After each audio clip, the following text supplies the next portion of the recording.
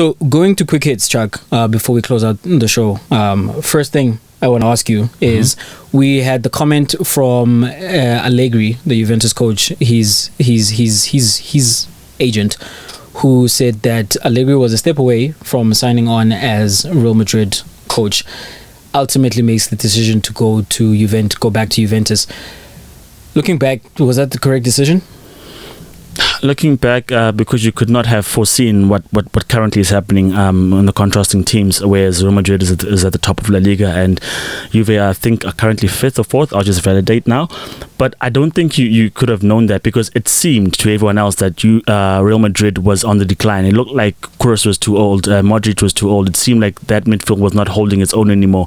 And for me, maybe Allegri took the safe decision to say, well, I've got some unfinished business at Juve.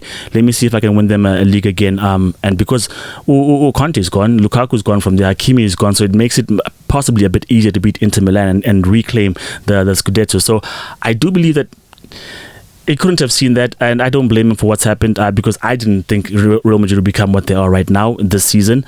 I don't blame him. Maybe he would have been happy at Real Madrid, but I cannot blame him at the point of which he made the decision. I can't. Absolutely the wrong decision. When Real Madrid come calling, you say yes. Simple as that. But also, I don't think it would have killed his career, because he does have the cachet back in Italy, and he would have always had a job waiting for him. The Italian coaches, however they do overseas, they always have jobs waiting for them back home. Conte went back to Inter Milan after being fired by Mourinho. You have Mancini now having won the Euros with the national team, having also been fired by Manchester City. So if it doesn't work out for Allegri at Real Madrid, he could have always gone back to Italy, and there would have been a job that would have been availed for him. And that's why I think it was the wrong decision, because you had already done it with Juventus. Now you've got the opportunity to do it with the biggest team in the world, and to revive them to a point where they are winning Champions Leagues again, and they are taking the title back from Atletico. Also, it was easier to win in Spain, because we see what is happening with Barcelona, and they just lost Lionel Messi as well. And all you would have thought coming into the season you'd had to contend with is Atletico Madrid, but we've seen Lopetegui has made Sevilla a contender as well, but you couldn't have foreseen that. But because it's Real Madrid, he would have had a greater chance there than having to compete against Napoli, against Inter Milan, against AC Milan, who have shown a resurgence over the past few seasons. So ultimately, I think it was the wrong decision. All right, Jay, Benitez gets the sack after a torrid run of games. Do you think it was the right time to let him go? Yeah.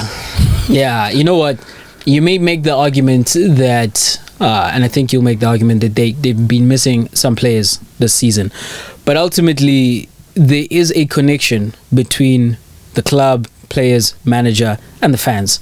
And the Everton fans are one of the most vocal fans in the league. Everton do think of themselves as a team that belongs at the same level as Liverpool, because they had that glory period in the 80s where they were going back and forth trading league titles with Liverpool, and they're still holding on to that, and they still are one of the bigger teams in the league. So bringing in a former Liverpool coach who then is sinking their results, it was already an almost untenable situation by virtue of bringing in a former Liverpool coach. But with the results being what they were, he had to go. Yeah, I think that at some point became a no-brainer, because the last time they'd won, except for when they beat Arsenal, was the 25th of September when they beat Norwich. Same Norwich side comes back to beat them. So I think, you started well, it was good, you put in your own players, but after a while, 2 wins in the space of like 3-4 months, it's not going to work for anyone in any position, whether you're fighting for the title, whether you're fighting relegation. And so I believe it was right for him to be let go. And finally, for quick hits, all these cancellations in the EPL, should they just stop? Just make a pause? No, should they stop cancelling games? Well, I don't think they should. I don't know, it messes up with the structure of the games and the fixtures, but if you stop cancelling, then who's going to play? And it becomes a bit of that AFCON thing where we're thinking, they're saying, as long as you've got 11 players to play, go and play. Otherwise, you forfeit. I don't think it's realistic to ask teams to play at the highest level, because other teams then are in competition. They're still in the FA Cup. Some are still in the League One. Some are still playing in Europe. So to not cancel games, I think exacerbates the issue. So at this point in time, unless you stop the entire campaign for a week or two, postponing fixtures for me is feasible as a solution. Didi Hamann made the argument that Bayern Munich played the second to previous game with a bench consisting of academy players. So this is why you're developing these players. These players are playing the under 23 level. Yes, it's not the spectacle that any of us have signed up for, and I think ultimately it does come back to the contracts with the TV stations, that we are paying this money for the premium players, and if they are not going to be out there, then please don't put out a product which is subpar. But in my opinion, it's a bit ridiculous, because now the teams in the EPL are gaming the system. They are exploiting a loophole where they are submitting teams in the EPL. Chuck, that is plural. That is not one team, please.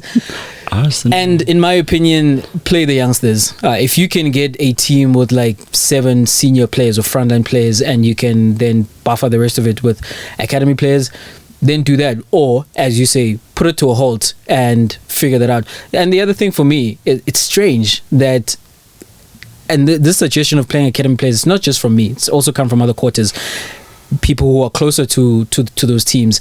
And seemingly there are no COVID cases with the academy players, because the little COVID ones cases know are to only obey the with rules. the teams. That is suspicious. That is suspicious.